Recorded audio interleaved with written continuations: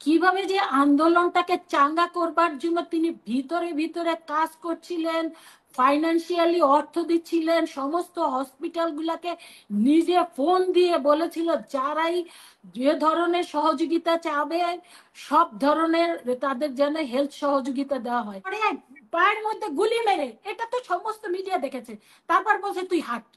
তখন ও তো হাঁটবে কি করে, হাপুর হাট দিয়েছে সেইগুলা কিন্তু মিডিয়াতে প্রচার করেছে। এবং আমাদের যে কোনো নেতাকে ধরে নিয়ে প্রথমেই কিন্তু 2-3টা পায়ের নখ কিংবা হাতের নখ তুলে দেওয়া হয়। হাসিনার পিয়ন নাকি 400 কোটি টাকা লোপাট করেছে।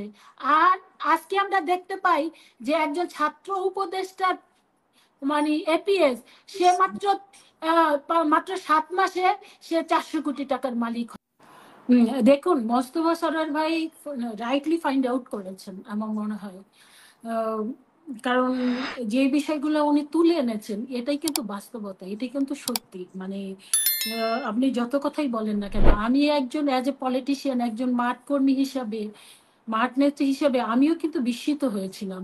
আপনার মনে আছে যে এটা সম্ভবত জুলাইয়ের 18-19 তারিখের দিকে, যখন এই যে মহাখালীতে আহ, ই করা হলো, মানে মহাখালীতে রেল স্টেশন পুড়িয়ে দেওয়া হলো, এবং রেলওয়ের অফিস, যখন যোগাযোগ মন্ত্রণালয়ের অফিস যখন করা হলো, এবং তখন আমরা এই যে হাসনাত আবদুল্লাহ সহ সাথে আরো দুজন দেখলাম যে এই তৎকালীন ফ্যাসিস্টদের আইন মন্ত্রী যেটা ছিল, এবং সালমান এফ রহমান, কুখ্যাত সালমান এফ রহমান, তাদের সাথে তারা মিটিং এ বসেছিল। এবং মিটিং থেকে তারা যেই ধরনের বক্তব্য দিয়েছিল, আন্দোলন কিন্তু সেই দিনই মাটি হয়ে গিয়েছিল। আমি খুবই বিস্মিত হয়েছিলাম যে এরকম একটা পিকে তোলা একটা আন্দোলনকে ওরা নিজেরাই গিয়ে কবর রচনা করলো। এবং তখন ও সাজিদও ছিল, তখন অনেকে বলতেছিল যে সাজিদ হলো ছাত্রলীগের, ওই আসলে মূলত আটাক করছে। এবং প্রথম থেকেই আপনারা যখন এই যে কোটা বিরোধী আন্দোলনে, তখন কিন্তু প্রথম থেকেই শোনা যাচ্ছিল যে এই আন্দোলনটি শেখ হাসিনারই একটা, কারণ শেখ হাসিনা যখন চায়না গিয়েছিল এবং চায়নায় যখন সে চরমভাবে ব্যর্থ হয়েছিল, এবং সে সে যখন প্রেস কনফারেন্সে তেমন কিছু বলতে পারছিল না, এবং সেটা নিয়ে যখন নানা রকমের মানে ক্রিটিসাইজ হচ্ছিল, তারপরেই কিন্তু এই যে কোটা বিরোধী যে আন্দোলনটা, এইটা অনেকে বলেছিল যে এইটা এই ফ্যাসিস্টদেরই একটা পাতানো আন্দোলন। এবং প্রথম দিকে তো এইভাবেই চলতে থাকলো। পরবর্তীতে এইটা যখন বিভিন্ন রাজনৈতিক দল গুলো, এবং আমি একজন রাজনৈতিক কর্মী হিসাবে, আমার দলের একজন নিবেদিত প্রাণ কর্মী হিসাবে আমি জানি যে সেই সময় আমাদের অ্যাক্টিং চেয়ারম্যান জনাব তারেক রহমান কিভাবে যে সারা বাংলাদেশে কিভাবে যে আন্দোলনটাকে চাঙ্গা করবার জন্য তিনি ভিতরে ভিতরে কাজ করছিলেন, ফাইন্যান্সিয়ালি অর্থ দিচ্ছিলেন, সমস্ত হসপিটাল গুলাকে নিজে ফোন দিয়ে বলেছিল যারাই যে ধরনের সহযোগিতা চাবে সব ধরনের তাদের যেন হেলথ সহযোগিতা দেওয়া হয়। কিভাবে যে উনি করেছিলেন এটা একমাত্র আমরা যারা ছিলাম দেখো। এবং এই যে মানে কি বলবো, এই যে বিশেষ করে যারা এই যে নেতৃত্বে ছিল এদের সাথে সরাসরি কথা বলছিল, তখন তারা একটাই বলছিল যে আপনারা একদম মানে যারা ফেস নোন তাদেরকে পাঠাবেন না, আননন ফেস যত আছে তারা সবাই এসে মিলে যাক, নন ফেস যেন কোনো অবস্থাতেই আসে না। এই জন্য কিন্তু আমাদের দল থেকে নির্দেশ ছিল যে কোনো অবস্থা নন ফেস গুলা যাবে না, তাইলে আন্দোলনটা বেহাত হয়ে যেতে পারে। আননন যত ফেজ ছিল আমরা কিন্তু এই আন্দোলনের সাথে আমরা এগিয়ে দিই। তো তারপরে যখন এই সাজিদ হাসনাতরা যে যখন স্টেটমেন্ট দিল, সেই সময় আর একটা হলো যে যে ভাতের হোটেল, হারুনের হোটেলে যে যারা তারা সর্বশেষ আন্দোলনকে শেষ প্যারাক মারতে চেয়েছিল, এটা তো সত্যি। এটা সামান্য ভাত খেয়ে মানে গ্রেপ্তার করা হয়। রাজ আমাদের কত নেতা বছরে 17 বছর, আপনি এই যে লুৎফুজ্জামান বাবর বলেন, আমাদের এই টুকু ভাই, এই যে টাঙ্গাইলের আমাদের উপমন্ত্রী ছিলেন, টুকু ভাই, তাকে আব্দুল সালাম পিন্টু ভাই, এদেরকে এই 17 বছরই কিন্তু ডান্ডা বেরি দিয়ে তাদেরকে রাখা হয়েছে। কি নির্যাতন হয়েছে আমাদের যুব দলের নেতাকে, মানে পুলিশ গ্রেপ্তার করে তারপরে পায়ের মধ্যে গুলি মেরে, এটা তো সমস্ত মিডিয়া দেখেছে। তারপর বলছে তুই হাট। তখন ও তো হাঁটবে কি করে, হাঁপুর হাট দিয়েছে, সেইগুলা কিন্তু মিডিয়াতে প্রচার করেছে। এবং আমাদের যে কোনো নেতাকে ধরে নিয়েই প্রথমেই কিন্তু 2-3টা পায়ের নখ কিংবা হাতের নখ তুলে দেওয়া হয়েছে। একেবারে সাধারণ যারা একেবারে কি তেমন কিছু বুঝে না সেই সমস্ত নেতা কর্মীদের নিয়ে। তারপরে তো একটা নেতা কর্মী দল ছাড়ে নাই, দলের বিরোধী করে নাই। আর ওদের সামান্য একটু নিয়ে হারুনের বাপের হোটেলে খাওয়ালো, ওরা আন্দোলনে থেকে না, ওদের আন্দোলন অন্য নেতারা বাইরে ছিল, অন্য নেতারা তখন বাইরে ছিল।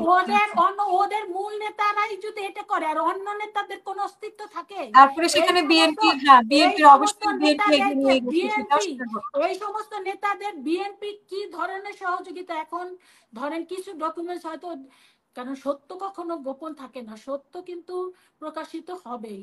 বিএনপি কি ধরনের কে তাদেরকে সাপোর্ট দিয়ে হুম। তাদেরকে সামনে রেখে তারপর যে আন্দোলনটা চাঙ্গা করেছে।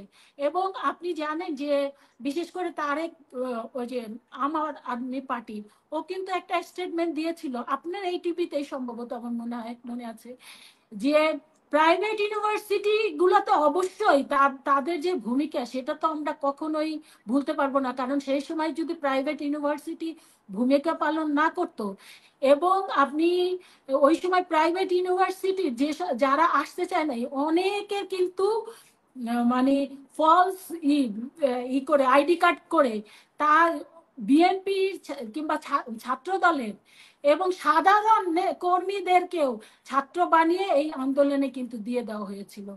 তো এইভাবে কিন্তু, এবং আপনি জানেন যে যাত্রাবাড়ি, তারপরে বিশেষ করে উত্তরা এবং ইসের মোহাম্মদপুরে যেই ধরনের আন্দোলন গড়ে তুলেছিল, তার সেটা যদি না করতো, ঢাকা বিশ্ববিদ্যালয় যেদিন হল ভ্যাকেন্ট করলো সেই দিনই তো মানে ছিন্ন বিচ্ছিন্ন হয়ে গেল, তাদের কিন্তু তেমন কোনো অস্তিত্ব পাওয়া যায় না। যাই হোক, তারপরে আন্দোলনটি হয়েছে। এই সমস্ত ছাত্র নেতাদেরকে আমরা কিন্তু কখনোই তাদেরকে অবমূল্যায়ন করতে চাই না, তাদের গুরুত্বহীন বলতে চাই না, তারা নেতৃত্বের প্রধান ভাগে ছিল সেটাও আমরা অস্বীকার করতে চাই না, আমরা কিন্তু করছি। কিন্তু দেখেন পরবর্তীতে কি হলো, যেটা আমিও 90-এর আন্দোলনে, আপনি আমার সম্পর্কে কিছুটা ব্যক্তিগতভাবে জানেন, 90-এর আন্দোলনে আমি কিন্তু একটা বিরাট ভূমিকা ছাত্র নেত্রী হিসেবে, ইডেন বিশ্ববিদ্যালয় কলেজের ভিপি হিসাবে আমিও কিন্তু সেই সময় একটা বিরাট ভূমিকা পালন করেছি। আর 71 সালে ছাত্ররা যে কি ভূমিকা পালন করেছে এটা তো এই জাতি খুব ভালো করেই জানে, এবং কোনোদিন সেই গৌরব উজ্জ্বল অধ্যায়ের যতবার আসবে, যত সময় আসবে, মানুষ মনে করে সেটা ধন্য হবে। তাই সেই সময় ছাত্র নেতাদের ভূমিকার কারণে তারা কিন্তু কেউ ক্ষমতার ভাগ চায় নাই, তারা কিন্তু পরবর্তীতে কেউ সাথে সাথে মন্ত্রী হয় নাই। 90-এ আমরা কিন্তু কেউ ক্ষমতার ভাগ চাইনি, আমরা কিন্তু এমপি মন্ত্রী হই নাই, আমরা কিন্তু ছাত্র রাজনীতিতেই আবার চলে গিয়েছি। এবং আমরা কিন্তু এই 91-এর সেই সময় বিএনপির যে এখন পর্যন্ত বলা হয় যে সর্বকালের সর্বশ্রেষ্ঠ যে সরকারটি ছিল, সেটা 91 থেকে 96 পর্যন্ত বিএনপির যে সরকারটি ছিল, এর অন্যতম কারণ ছিল যে ছাত্র নেতারা সেই সময় কিন্তু একটা ছায়া পার্লামেন্ট হিসেবে কাজ করেছে। তারা কিন্তু যখনই দেখা গিয়েছে যে সরকার কোনো ভুল করেছে, আমরা কিন্তু সাথে সাথেই আমরা কিন্তু দেখা গিয়েছে যে ডাকসুর সামনে কিংবা টিএসসির সামনে, এবং প্রতিদিন ঢাকা বিশ্ববিদ্যালয়ে একটা কিন্তু মিছিল, সেটা আমাদের দলও করেছে, অন্যান্য যে দলগুলো ছিল, ছাত্রলীগ বলেন, ইউনিয়ন বলেন, এবং অন্যান্য সংগঠন ছিল, তারা সেই ছাত্র সংগঠন কিন্তু প্রতিবাদ করত।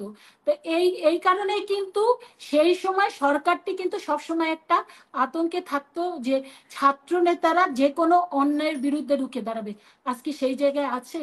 আজকে আমরা দেখতে পাই কি যে জুলাই আগস্টে যারা নেতৃত্ব ছিল তারা হয়েছে এই ফ্যাসিস্ট হাসিনার সময়, হাসিনার 17 বছরে হাসিনার পিয়ন নাকি 400 কোটি টাকা লোপাট করেছে। আর আজকে আমরা দেখতে পাই যে একজন ছাত্র উপদেষ্টা মানে এপিএস, সে মাত্র 7 মাসে সে 400 কোটি টাকার মালিক